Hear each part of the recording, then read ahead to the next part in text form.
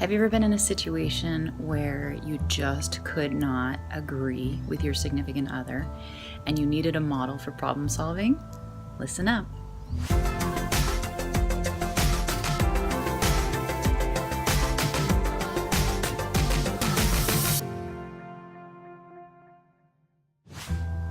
If you haven't already watched the video, Why Can't We Stop Fighting? Push pause on this one and go watch that one first. So, assuming that you guys are ready to start problem solving, here is a method that my significant other and I have used that has worked wonderfully. Might I recommend that you actually write this down?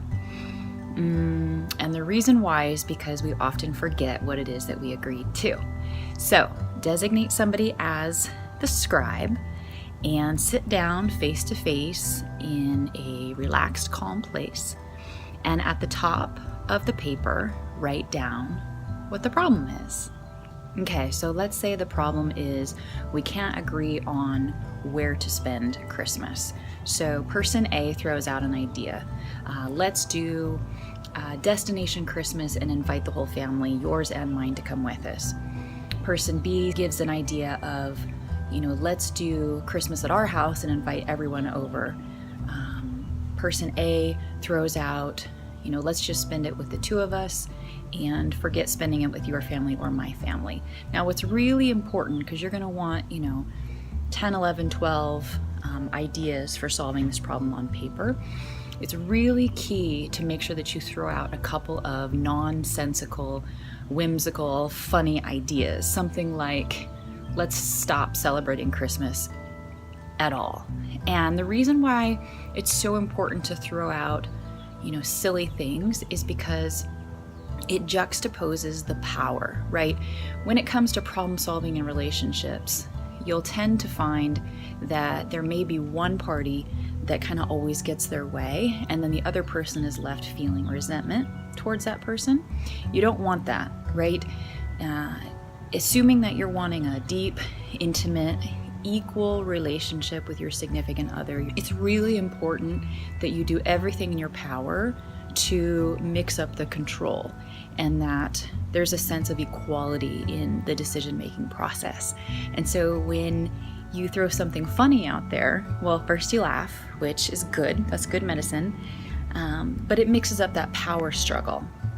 Okay, so you've got 10, 11, 12 ideas on paper.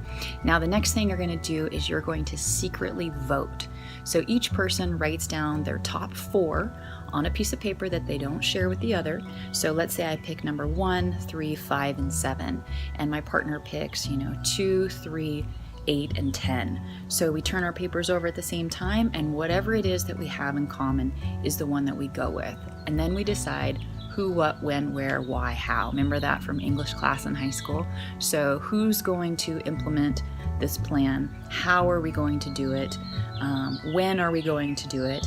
And again, that's why I love to write this stuff down, because it creates accountability there.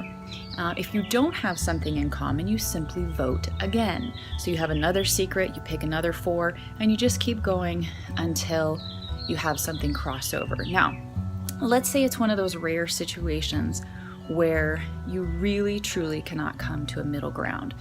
More than likely, if you've ever studied John Gottman, I love his stuff on marriage. It's so good.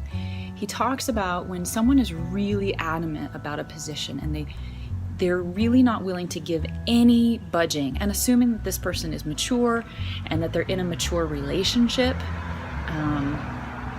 more than likely, if they're not willing to budge at all, it is because this issue is a core issue. And so you just need more conversation between the two of you. You need person B to understand why A doesn't want to budge. And oftentimes, if that happens, in our situation, then whoever is in that position and they're sharing, this is representative of something else that's deeper, the person who it's not as important to will typically compromise. So I hope that helps you.